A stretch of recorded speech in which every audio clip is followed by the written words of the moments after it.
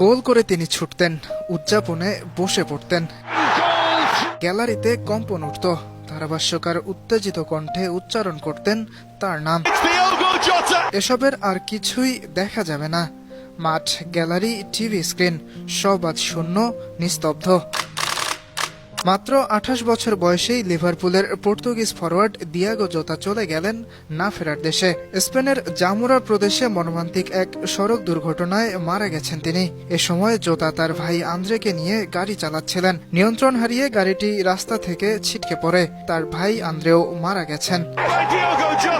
মাত্র 2 সপ্তাহ আগেই শৈশবের প্রেমিকা রুতে কার্দোসোকে বিয়ে করেন জোতা। আর এর মধ্যেই ভেসে এলো এমন মর্মান্তিক খবর। ইয়াসির আরাফাত সবুজ, বাংলা টিভি।